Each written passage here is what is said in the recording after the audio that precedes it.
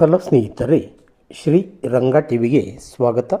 ಸ್ನೇಹಿತರೆ, ನಮ್ಮ ಶ್ರೀ ರಂಗ T V ಚಾನಲನ್ನು ಸಬ್ಸ್ಕ್ರೈಬ್ ಮಾಡಿ.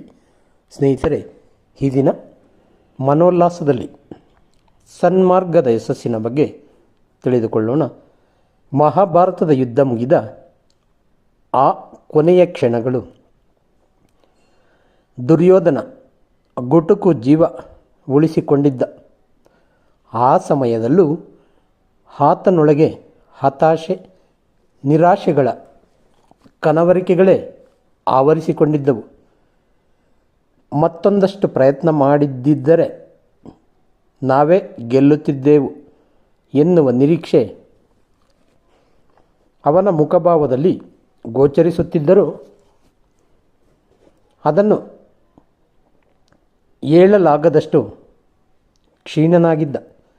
ಆದರೆ ಅದನ್ನು ವ್ಯಕ್ತಪಡಿಸುವ ಪ್ರಯತ್ನದಲ್ಲಿ ತನ್ನ 3 ಕೈಬೆರಳುಗಳು ಮೇಲಕ್ಕೆತ್ತಿ ಹಿಡಿಯುವ ಮೂಲಕ ಏನನ್ನೋ ಹೇಳಲು ಪ್ರಯತ್ನಿಸುತ್ತಿದ್ದ.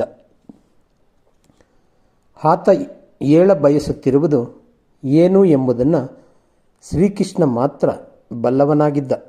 ಅದು ದುರ್ಯೋಧನನೊಳಗೆ ಕಾಡುತ್ತಿದ್ದ 3 ಪ್ರಶ್ನೆಗಳಾಗಿದ್ದವು. ಮೊದಲನೆಯದು, ಈ ಯುದ್ಧದಲ್ಲಿ ವಿದುರ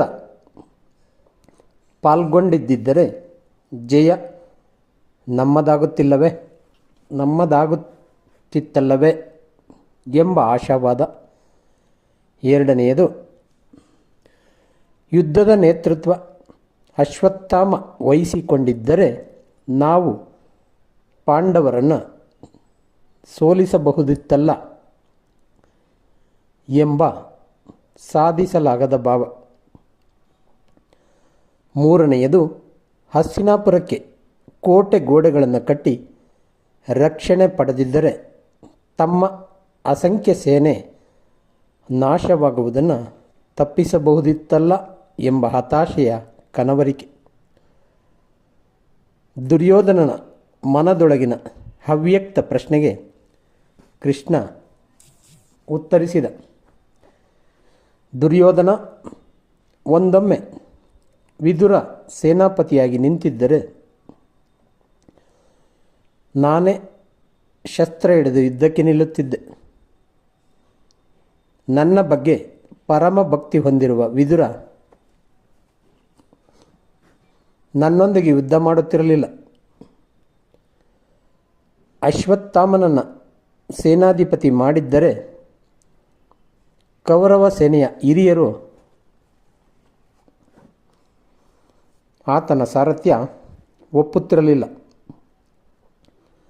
ಒಂದೊಮ್ಮೆ ಒಪ್ಪಿದರೂ ಶಾಂತ ಸ್ವಭಾವದವನಾಗಿದ್ದ ಯುಧಿಷ್ಠಿರನಿಗೆ ನಾನು ರೋಷಾವೇಶ ತರಿಸುತ್ತಿದ್ದೆ. ಆತನ ಕೋಪದ ಕೆಂಗಣ್ಣಿನ ದೃಷ್ಟಿ ನೇರಕ್ಕಿದ್ದಷ್ಟು ಕೌರವ ಸೇನೆ ನಾಶ ಮಾಡುವ ತಾಕತ್ತಿತ್ತು. ನೀನು ಆಲೋಚಿಸಿದಂತೆ ಹಸ್ತಿನಾವತಿಗೇನಾದರೂ ಕೋಟೆ ಗೋಡೆಗಳನ್ನು ನಿರ್ಮಿಸಿ ಕೌರವ ಸೇನೆ ರಕ್ಷಣೆ ಪಡೆಯುವಂತಾಗಿದ್ದರೆ ಮಳೆಹನಿಗಳು ಸೋಕದಷ್ಟು ವೇಗದಲ್ಲಿ ಕುದುರೆ ಓಡಿಸಬಲ್ಲ ಚಾಕಚಕ್ಯತೆ ಹೊಂದಿದ ನಕುಲನನ್ನು ಕೋಟೆಯ ಸುತ್ತ ಓಡಿಸಿ ಕೌರವ ಸೇನೆಯನ್ನು ಕ್ಷಣಾರ್ಧದಲ್ಲಿ ಪುಡಿಗಟ್ಟಿಸುತ್ತಿದ್ದೆ ಎಂದ. ದುರ್ಯೋಧನನಲ್ಲೀಗ ಸಾಧಿಸಬಹುದಾಗಿತ್ತು ಎನ್ನುವ ಕನವರಿಕೆಯ ಪ್ರಶ್ನೆಗಳೊಂದೂ ಉಳಿದಿರಲಿಲ್ಲ. ಅಷ್ಟೇ ಅಲ್ಲ, ಕೌರವ ಸಾಮ್ರಾಜ್ಯದ ಅವಸಾನ ತಪ್ಪಿಸಬಹುದಿತ್ತು ಎನ್ನುವ ಆಶಾಭಾವದ ಒಂದೇ ಒಂದು ಬೆಳಕಿಂಡಿ ಆತನೊಳಗೆ ಉಳಿದಿರಲಿಲ್ಲ. ಈಗ ದುರ್ಯೋಧನ ಸರ್ವಶಕ್ತ ಕೃಷ್ಣನ ಮುಂದೆ ತನ್ನ ಮನುಷ್ಯ ಪ್ರಯತ್ನ ನಡೆಯದು ಎಂಬ ನಿಷ್ಕರ್ಷೆಗೆ ಒಳಪಟ್ಟು ಸಮಾಧಾನ ಚಿತ್ತನಾದ. ಉಳಿದಿದ್ದ ಆ ಹಠವಾದಿ ಚಲದಂಕ ಮಲ್ಲನ ಗುಟುಕು ಜೀವವು ಕ್ಷಣ ಮಾತ್ರ ದೂರ ಹೋಗಿ ನಿಸ್ತೇಜನಾದ. ನಿಜ, ಗೆಲುವಿಗಾಗಿ ಮನುಷ್ಯ ಪ್ರಯತ್ನ ಇನ್ನಿಲ್ಲದ್ದು, ಕೊನೆಯವರೆಗೂ ಹೋರಾಟ, ಬಯಸಿದ್ದೆಲ್ಲ ಪಡೆಯಬೇಕೆಂಬ ತವಕ. ಆದರೆ ಫಲಿತಾಂಶ ದೈವ ನಿರ್ಣಯ. ಹಠ, ಛಲ, ಹೋರಾಟದಿಂದ ಯಶಸ್ಸು ಪಡೆಯಬಹುದು. ಆದರೆ ಆ ಯಶಸ್ಸು ಪಡೆಯಲು ಅನುಸರಿಸುವ ಮಾರ್ಗ ಸರಿಯಿರಬೇಕು. ಹೋರಾಟ ಮತ್ತು ಯಶಸ್ಸು ರುಜು ಮಾರ್ಗದಲ್ಲಿದ್ದರೆ ಹತಾಶೆಗೆ ಮತ್ತು ಅಹಂಕಾರಕ್ಕೆ ಅವಕಾಶವಿರದು.